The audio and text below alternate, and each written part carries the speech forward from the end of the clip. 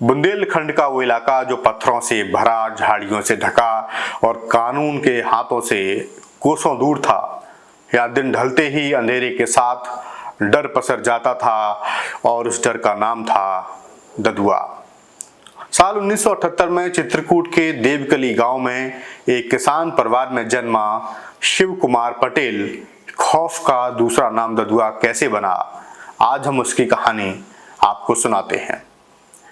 ददुआ का शुरुआती जीवन गांव के आम लड़कों जैसा ही था, पर जब पास के गांव रायपुर के दबंग जगन्नाथ द्वारा उसके पिता की हत्या कर दी गई तो कानून से उसका भरोसा उठ गया और उसने दबंग जगन्नाथ सहित 9 लोगों को मौत के घाट उतार दिया।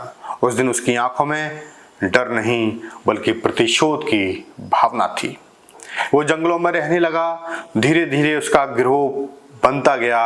एक एक करके कई छोटे बड़े डकैत ददुआ के साथ जुड़ते चले गए।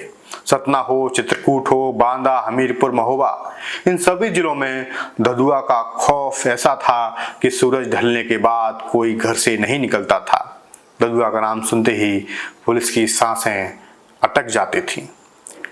ददुआ सिर्फ डकैती नहीं करता था, वो बहुत लोगों के लिए मसीहा भी था। किसी का खींचना तो ददुआ ने वापस से लाया। किसी की बहन बेटी को किसी ने छेड़ा तो उसका न्याय उसने अपने हिसाब से किया।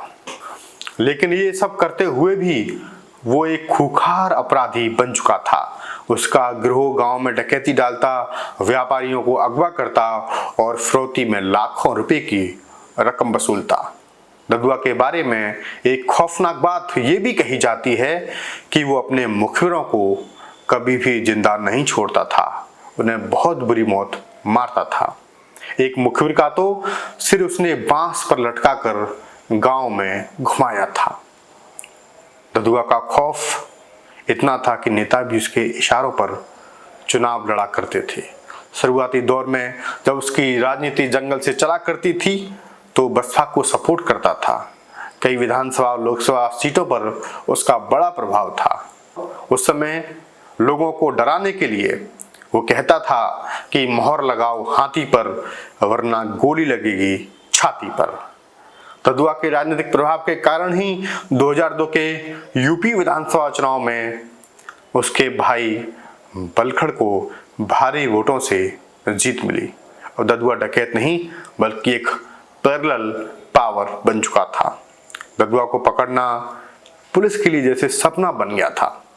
पुलिस ने उसके ऊपर 10 लाख रुपए का इनाम भी घोषित किया, मगर वो पकड़ में नहीं आता क्योंकि जंगल उसके साथी थे, पेड़ उसके पहरेदार थे। वो नक्शों में पगडंडियों का जाल बुनता और पुलिस को चकमा देकर भाग जाता।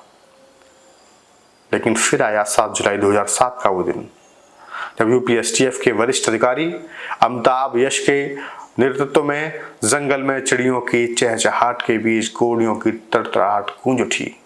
करीब 30 मिनट तक ददुआ गैंग और एसटीएफ के बीच भीषण गोलीबारी हुई और अंत में वही हुआ जो होना था। 400 मुकदमों का आरोपी ददुआ मारा गया। उसके साथी बलखड़, लल्लू, नवल, प्रेम आदि भी मारे गए। पुलिस ने जब उसके शव की पहचान स्थानीय लोगों से कराई तो बुंदेलखंड में एक भूचाल सा आ गया। ददुआ की मौत के बाद कई लोगों ने उसे रॉबिनहुड बताया। कुछ ने कहा कि वो गरीबों का मसीहा था जिसने सत्ता और पुलिस के अन्याय के खिलाफ हथियार उठाया था, पर कानून की नज़र में वो एक खूंखार अपराधी था जिसने लोगों की जिंदगी को खौफ से भर दिया था। बुंदेलखंड के भीड़ों में अब ना ददुआ की गूंज है ना उसका खौफ, पर उसकी कहानी आज भी लोगों की जुबान पर जिंदा है, एक अफवाह की तरह, एक किंवदंती की तरह। आपको ददुआ की ये कहानी कैसी लगी और आगे आप कौन सी कहानी हमसे सुनना चाहते हैं, कमेंट बॉक्स में ज़रूर बताइए और ऐसी कहानियों को सुनने के लिए यंग भारत को सब्सक्राइब करिए। नमस्कार।